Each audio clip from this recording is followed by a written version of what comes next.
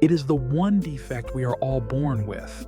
It is not a personal sin that we have committed, but an inherited state, a spiritual wound that has been passed down through the human family from our very first parents. It is the doctrine that explains why a world created by a good and loving God is so full of brokenness, suffering, and death. It is the doctrine of original sin. And understanding it is absolutely essential to understanding why we all need a Savior. The story begins in the book of Genesis, in the Garden of Eden.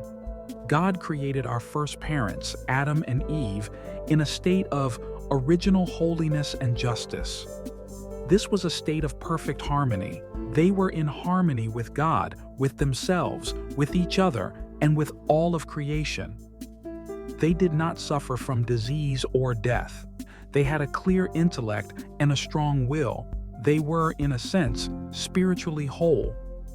God gave them only one command, not to eat from the tree of the knowledge of good and evil. This command was not an arbitrary rule. It was a test of trust, a recognition that they were creatures, not the Creator, and that their happiness depended on their loving obedience to the one who made them. But tempted by the serpent, the devil, they disobeyed. They chose to trust the creature over the Creator. They chose their own will over God's will.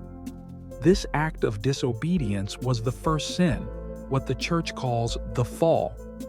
The consequences of this single act were catastrophic. The original harmony was shattered.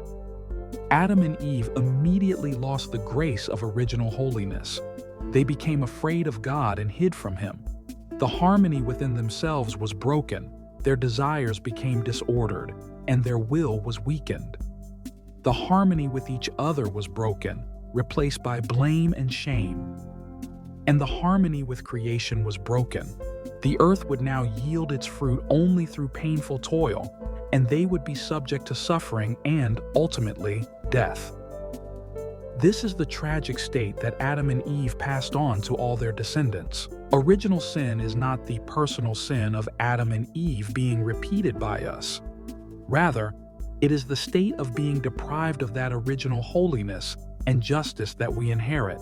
St. Paul explains this in his letter to the Romans. Sin entered the world through one man, and death through sin, and in this way death came to all people. Think of it like a spiritual inheritance. Imagine our first parents were born with a vast fortune of grace. By their sin, they lost that fortune, and because they lost it, they could not pass it on to their children. We are all born, not with our own personal guilt for their action, but with the effects of their bankruptcy. We are born into a state of spiritual poverty, deprived of the grace that God originally intended for humanity. This deprivation has concrete effects on us. This is what the church calls concupiscence. It is the inclination to sin that we all experience. Our intellect is darkened, making it harder to know the truth. Our will is weakened, making it harder to do the good. Our passions and desires are often at war with our reason. This is the internal brokenness that is the legacy of original sin. It is the reason why, even when we want to do good, we so often find ourselves doing the very things we hate. It is crucial to understand what original sin is not. It is not a belief that human nature is totally corrupt or evil.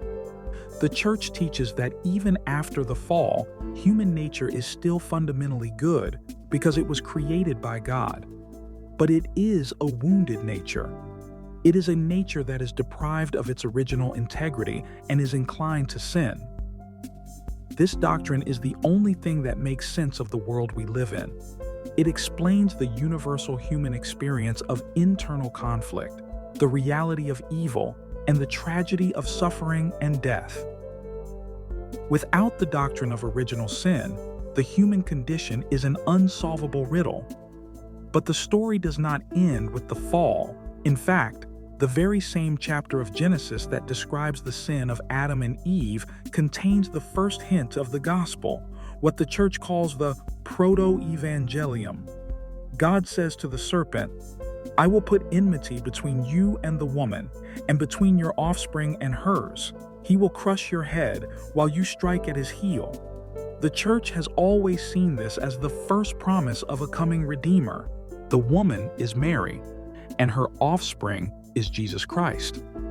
This promise means that God did not abandon humanity in its fallen state. He immediately set in motion a plan of salvation. And this is why the doctrine of original sin, as grim as it may seem, is ultimately a doctrine of hope. It is the bad news that is absolutely necessary to understand the good news of Jesus Christ. If we do not understand the disease, we will never appreciate the cure. The cure for original sin is baptism. In the waters of baptism, we are washed clean of the stain of original sin. We are filled with sanctifying grace and become children of God. The deprivation is remedied. However, the effects of original sin, the inclination to sin known as concupiscence, remain. The Christian life is a lifelong battle against this inclination, a battle we can only win with the help of God's grace, given to us through the other sacraments, especially the Eucharist and confession. Original sin is the reason we need a Savior. It is the dark backdrop against which the light of Christ's redemption shines most brightly. It reminds us that we cannot save ourselves. We are born wounded and in need of a divine physician. And that physician is Jesus Christ, the new Adam, who, through his obedience on the cross, restored what the first Adam had lost.